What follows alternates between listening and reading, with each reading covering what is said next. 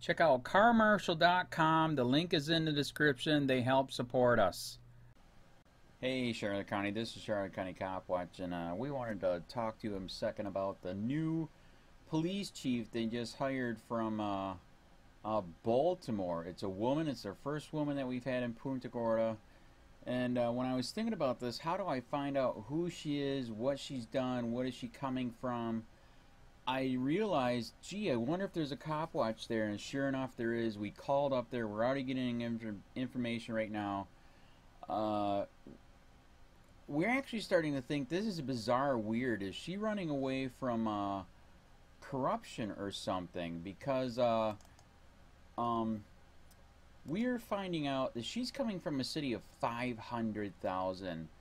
And Baltimore still is extremely corrupt, even after all the crap and the feds came in. He said they have pretty much implemented nothing. And he was saying that they still harass blacks and poor whites big time. So she's coming from that. So she's coming from this huge city with all this crap, and I can't even imagine how much she's making, down here to where it's only I just looked up. It's only 18,000 people, and it's only paying 93,000, which is still a lot with pay, benefits, retirement. That's how they're policing for profit, by the way. Anyways, they could never even fine you enough to make up for that. They get it with taxes. That's how they get the rest of it. But anyways, that's a whole nother story that I'm working on. So that is a way for you guys, if you have a new police chief coming in or a new sheriff coming in from somewhere else, go online, see if there is a COPWATCH. And this Baltimore COPWATCH is big, huge. They have a phone number, they have an email. They are big. In fact, they're so big that they were going to get a new police chief in there, and they researched where he came from. There was a COPWATCH over there. They found out that this prick was just dirty as crap and a lazy bastard, and they actually put enough pressure on where they didn't hire him. So there's an idea for you guys. The COPWATCH is growing. It's all over the United States. In fact, I just found out they have national conventions now on dealing with police corruption. So very, very interesting. So this might be good and bad for this lady coming in. We don't know, but it's just bizarre coming from all that up there, coming down here, which is like nothing. Is she running away from something? Or is she sick of the corruption up there?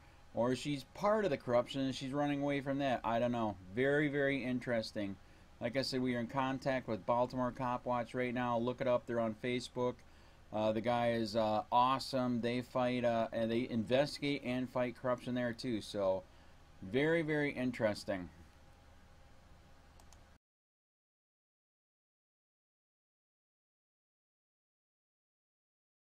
Punta Gorda hires new chief. City picks first female leader. By Jonathan Shoyes. Staff writer. Punta Gorda. A new era is about to begin at the Punta Gorda Police Department. City Manager Howard Koenig announced Monday the hiring of Pamela Davis as police chief, ending months of uncertainty after its former chief, Tom Lewis, was fired for his role in the death of a 73-year-old retired librarian, who was fatally shot during a community demonstration. Davis is the first female to lead the police department in city history, according to city staff. Currently, Davis is the director of the Professional Development and Training Academy for the City of Baltimore Police Department. Before that, she served 23 years with the Anne Arundel County, Maryland, Police Department, working her way up to Deputy Police Chief. Davis will make $107,490 a year, a pay cut from her current job but close to the top of the pay scale at Punta Gorda. She'll start January 2, 2018. She was a very sharp lady, said Bob Fig-Newton, a local realtor, and one of 12 community members to meet Punta Gorda's top 8 candidates for police chief. It came down to personalities and persona, and how well each could fit in with our unique community, he said. Newton said Davis has been through a lot in Baltimore and handled it with a very cool head. Leader 6. Gary Wine, the city's vice mayor, agreed, saying Davis has expertise from a department under stress. She knows the job and she brings it all to the table. She shines. Newton said Davis' skill in training and officer development played to her favor. Especially in today's society, police officers have to be more disciplined than ever. Her training background will help a lot with that, Newton said. Mary Knowlton, a retired librarian, was shot and killed by former K-9 officer Lee Coell during a Chamber of Commerce event. Lewis was acquitted of culpable negligence this summer.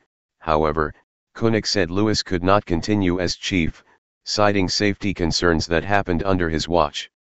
Koenig said he was impressed with Davis' genuine demeanor, emphasis to customer service, and desire to be here. In a statement, Koenig said her overall leadership and technical skills will enable her to re-energize the department within as well as our extensive partnerships with the community. Pam is well prepared to step into the position and re-elevate our police department to pinnacle status. In 26 years of service, Davis' skill set includes professional development and training, administration, patrol, investigations, crisis intervention, internal affairs, labor negotiations, and community outreach.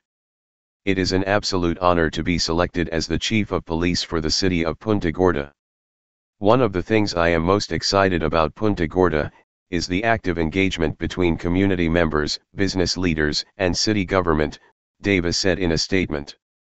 I am eager to be a part of that interaction and to be a part of such a wonderful, vibrant community. With this position comes tremendous responsibility and accountability that I am fully prepared to undertake. I look forward to leading a progressive Punta Gorda Police Department that will continue to focus on providing quality customer service. Davis aided in the creation of a Citizens Advisory Council and Business Advisory Council while at the Anne Arundel County Police Department, enhancing community relationships, according to a press release. She also spearheaded the department's first crisis intervention team, a nationally recognized program that addresses the systematic problem of dealing with mentally ill people. Joining the Baltimore Police Department in September 2016, Davis assumed responsibility for training to ensure compliance standards. While there, she created the inaugural Training Academy Community Engagement Unit, a press release indicates. In Baltimore, Davis commanded 65 sworn and civilian staff members. She was responsible for training more than 2,500 sworn personnel and 300 police officer trainees a year, according to Davis' resume. She has a master's degree in management leadership from Johns Hopkins University and attended the FBI National Academy, as well as Police Executive Research Forum Senior Management Institute for Police. 3 or 4 of the candidates were excellent, Newton said. Davis was definitely one of the best. Email, jshoyes@Sun Herald. Punta Gorda hired its new police chief, Pamela Davis. She has expertise in training and professional development with the City of Baltimore Police Department. Photo provided. Hey Charlotte County, this is Charlotte County Cop Watch, and I wanted to explain what fair use is. You can use pieces of news articles if you're doing it for news reporting, you have commentary, and you're doing it for education purposes. So that's what fair use is, as you can see right here. Another reason why I wanted to make this video is to let you know I have just joined with Patreon. A nice thing with Patreon, I make no money on YouTube. They took the money away years ago, and so this is another way to give, and it's a nice thing too because you can give monthly. You can give $1, $5, $10, whatever. I do 4 to 5 hours a day on trying to wake the sheep up on how corrupt it is and different ways that you can fight the corruption. So Patreon is a way that you can do it, and then of course the old way is still there. Donate to Charlotte County Cop Watch with PayPal or credit card. So keep that in mind. 4 to 5 hours a day. I make no money, but the corruption happened to me and I'm sick of it, so I'm trying to wake people up. But my wife would love it if some, if we could get some help out there. There's 47,000 subscribers. just think if each one of you subscribers just gave a, let's say, actually, yes, $1 a month. 47,000 subscribers gave $1 a month. That would be awesome. That's not going to happen. But anyways, that would be great if it did happen. But, you know, do the math in your head. Just think about it. Like I said, 4 to 5 hours a day. I get no money from YouTube. YouTube has gone nuts. You can't do anything anymore. They're taking the money away everywhere. So these are a couple different ways that you can still help out with all this time that I put in. And as you know, I'm in a special situation where, you know, at least I can do it. You know, 4 to 5 hours a day.